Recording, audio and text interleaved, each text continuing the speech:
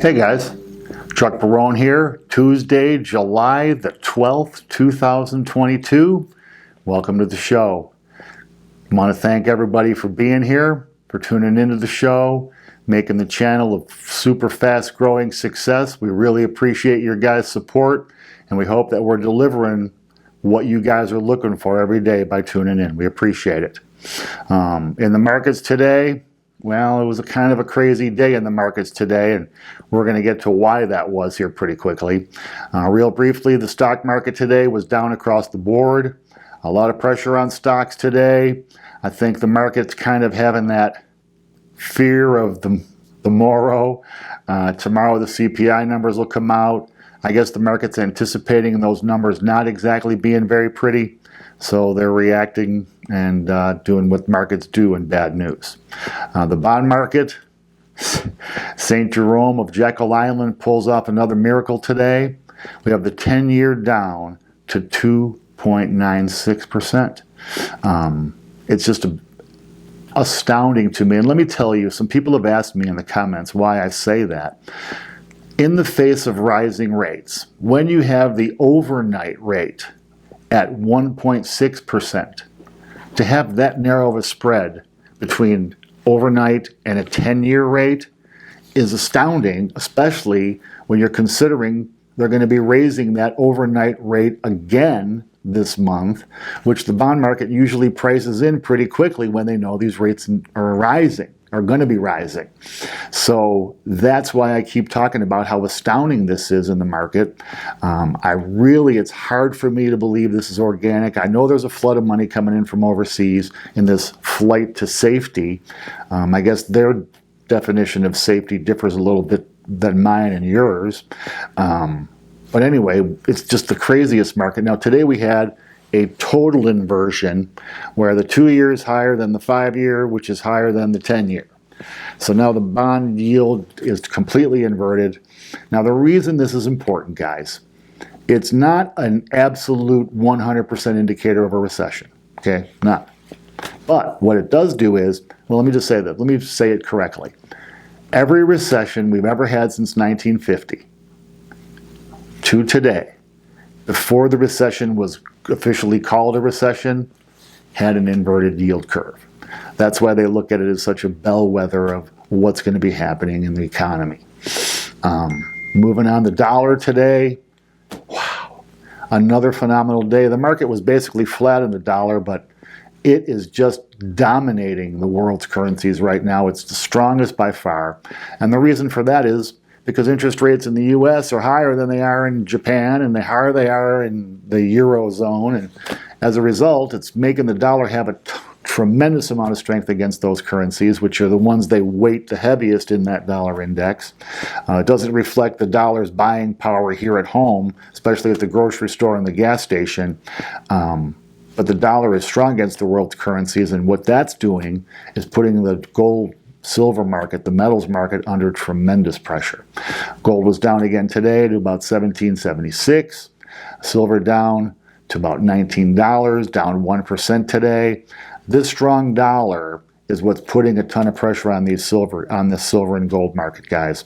While the dollar remains this strong, it's going to be difficult for the metals to rally. So what you need to be looking for is when the dollar starts to weaken against these other currencies, that's your cue that there's probably a rally coming in the metals market. Oil today was down big. It just had a terrible day. I think that the oil market is having some crazy influences right now. A lot of it is more of what they're anticipating happening than what's really happening. I think that they believe this recession is going to be deep enough to really slacken demand for oil. And then we have this other farce that they're talking about with this Russian deal to basically cap the price of their oil at the cost of production around $10 per barrel, and going to now have the Russians sell their oil on the market at that price. I think that's kind of a fairy tale that's never going to happen. Bitcoin today, crappy day, down over $1,000. Broke through the support number at 20,000. I think what might be happening here with Bitcoin is it's developing itself a new trough, a new trading range between, say, 18.5 and 22,000. It looks like it wants to kind of stay in that range. Look for a breakout to the up or down there, and that'll give you an indication of where Bitcoin probably is going over the short term. Some odds and ends before we get into the important stuff today. I was asked several times about Janet Yellen's trip. She's in Japan and she's going to be traveling to Europe. Her mission on this trip is pretty funny, guys. I wanted to talk about it for a second. What she's been pitching is this Russian oil price cap scheme where they're going to arrange it with insurance companies that ship the oil or that insure the oil as it's being shipped, and all these different mechanisms they're going to use to kind of force Russia to sell its oil for around $10 per barrel on the market. I think that everybody's going to go for this that's buying the oil. Everybody would love to buy oil at $10 a barrel. But do you really believe that Putin is going to allow his oil on the market for $10? No, there's an old saying, he who robs Peter to pay Paul will always have Paul's cooperation. So I think that Yellen will probably be greeted with open arms on this tour. The only problem is it's just a fantasy that's never really going to come to fruition. And if it does, I got to say, I would be the most shocked guy on the planet. In the housing market, the market continues to cool pretty fast. You have more supply coming on the market everywhere. You have more people cutting their prices starting to come back down to earth. You have articles everywhere in the media now about which places around the country are most at risk of the biggest price declines, and they're kind of preparing everybody for what's coming, I think, maybe in a not the most truthful way, but it's pretty hard to deny what your eyes see every day. The big debates with the talking heads, if you're watching CNBC or the Bloomberg Comedy Channel or some of these other finance shows, lots of debate on the recession. Will we have a recession? Won't we? If we do, will it be a harsh one? Will it be a shallow one? All of this crap is designed to confuse you guys, to keep you off balance, uncertain. They want to keep everybody in the market. They want your money, believe that. And it's all designed to keep you in a state of, oh my God, what do I do next? Don't fall for any of that stuff, guys. You know what's happening. We've been talking about it here very regularly. Make sure you make your plan, save your money, invest conservatively, get yourself set. You know what's going to happen. Be prepared when the poop really does hit the fan, which is coming very, very soon. Before I go into my main commentary today, I want to mention this askchuckbarone@gmail.com. We put that out on a video yesterday, I believe, or on Friday, and the response, guys, has just been overwhelming. I've probably got 200 separate emails from people asking various questions about the market, metals, stock market, housing, and just a variety of things. And a lot of these questions are not like super easy, like what do you think the gold market's going to do? They're a little more in depth. So I'm going to answer every one of these questions, guys. Just be patient with me as I go through it, because I want to give a real and thoughtful answer, not just something to put an answer in there and be done with it. Okay, so be patient, keep writing the questions. It's a lot of fun to do it, and hopefully the information you're going to get is something that's going to be useful to you.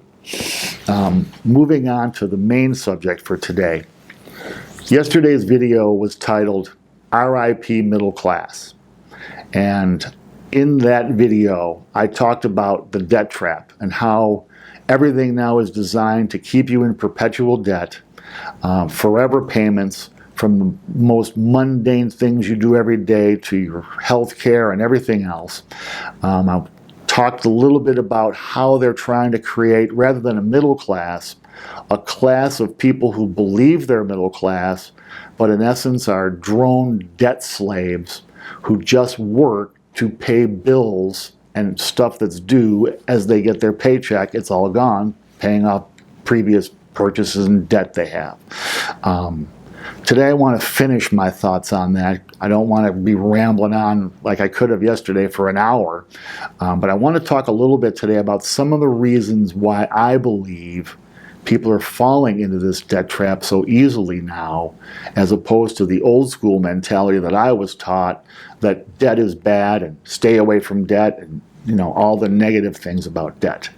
So let me go through a list of some things I thought over and some of the reasons I believe people are so easily trapped in this debt trap.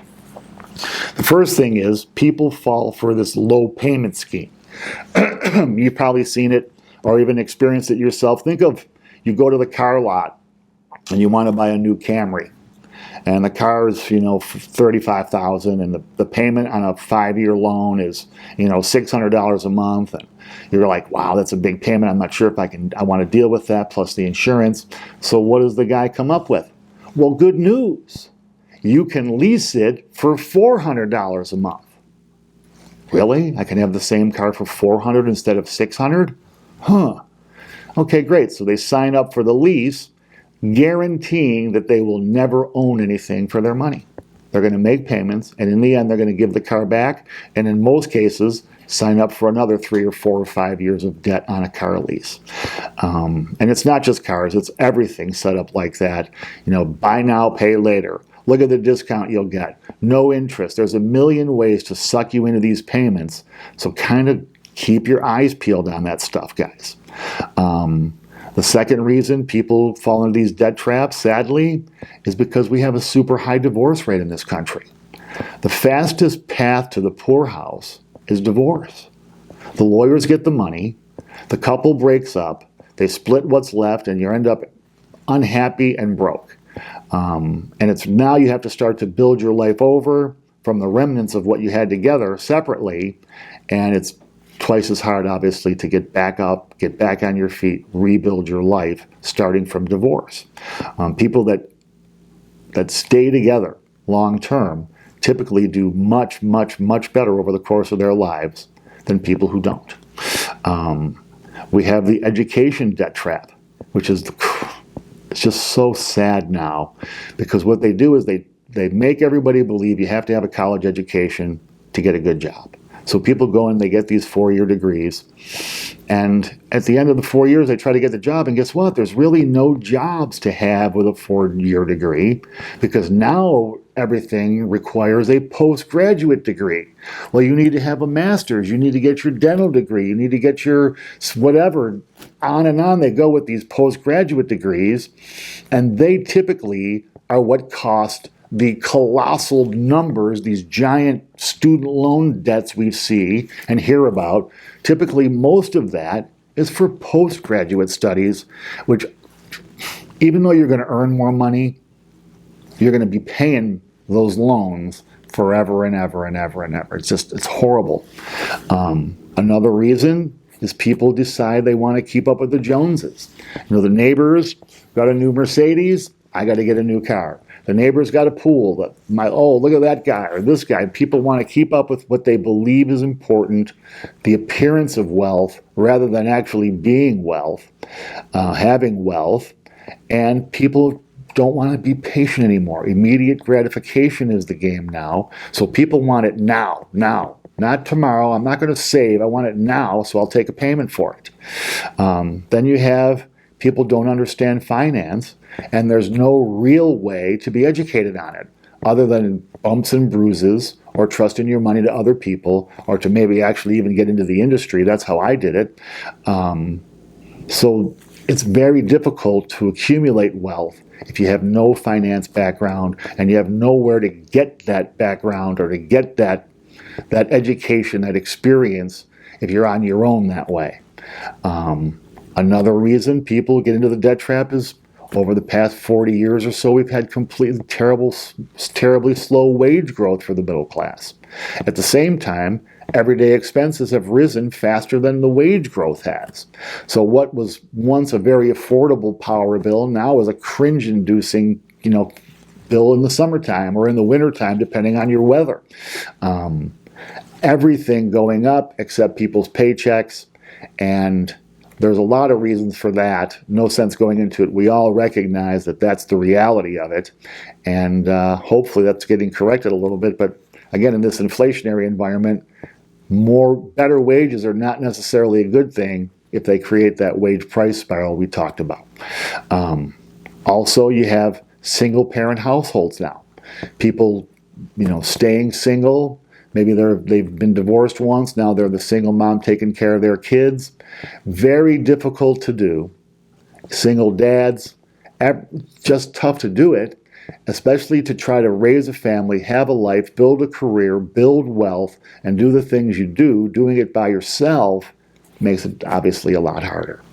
Then you have people being misled by the government and powers that be that want to convince you that debt is good, leverage is good. Oh, look at this. You can take this little bit of money and make this whole big thing over here for yourself. It's just, how often does it really work out where you come out ahead and don't just end up with a bill? Then you have people don't want to learn from their own experiences. I'm in the mortgage business, and I can't tell you how many people I've seen that had bankruptcies in their past, and now they come to me, and guess what? Their credit's shot again. So they've already gone down the slope of poor debt and not taking care of business, and now they're repeating it again. Didn't learn a thing from the pain the first time around. Then another factor, you have scam lenders. People need money, so they go to payday loans. They go to pawn shops. They go to all these places that charge these usury rates that are just ridiculous and designed to make you fall into a trap where you pay, and never get out of the debt. Then you have people with just a lack of discipline, lazy, don't want to do the things that it takes to do to get ahead. They don't want to put any effort in. They want everything to come easy. Well, nothing's easy, my friends, as people who are getting on with their lives understand. And then people look for ways to get rich quick. And this one's another one where they're so focused on getting ahead, getting more, getting ahead, rich, quick, yesterday, how can I do it today? That they don't have the disciplines you need to actually build and develop real wealth. Now guys, obviously there's a lot more ways to get stuck in the debt trap than the ones I just mentioned. That was just me kind of spitballing this morning while I was putting this together and thinking about the things I wanted to talk about. Why don't you guys in your comments, if you can think of other reasons people get stuck in the debt trap, stick them in your comments today. Let's hear from you guys. You guys are, in a lot of ways, a lot smarter than I am. So it's always good to hear from you guys in the comments. Special shout out today to my good friend, my patron, my mentor, Greg Manarino. This is a guy that's gone out of his way to help this channel get off the ground. I know a lot of you guys watching this are hear from Greg. Just want to give Greg a special thank you and a big hug. Bro, you're the man. We really appreciate all your help. And if you guys are watching this and don't know who Greg Manarino is, please go to his YouTube channel, check out his videos. The guy's very, very smart guy, very clever, funny, a lot funnier than I am. He's got a great sense of humor. He's got a lot of important things to say. He and I talk about a lot of the same stuff sometimes, but a little bit different perspective, obviously a much different delivery. But if you haven't checked out Greg's channel, go there, check him out. Super smart guy. Tomorrow we got a monster day coming up, guys. It's going to be CPI and a whole bunch of other reports coming up. Make sure to tune in tomorrow. We're going to go over all of that stuff in detail, what it means, how it affects you specifically, and things you can do to prepare for the stuff that's going to be coming with those reports. Before we go today, just want to remind everybody, underneath this picture is a link to our Substack, our newsletter. Please subscribe to that. It's really good because we've had some difficulty with everyone getting notifications of our videos. If you're on the Substack, that makes sure to notify you every day so you'll know when new videos are coming out. We really appreciate you guys being here. We really appreciate your support. As always, guys, if you like what you're hearing, if the videos are useful to you, hit the like button, share the videos, share the information with your friends and subscribers. Make sure to subscribe to the channel if you already haven't. Hit the bell, make sure you get notifications. And my favorite, guys, make sure to hit me up in the comments, ask questions. I've been trying to spend a little more time there every day to get your guys' questions answered and respond to your comments. Let's keep that going. It's my favorite part of the day now, guys. Tomorrow's a monster day. I look forward to seeing you then. Till then, have a good day. Thanks.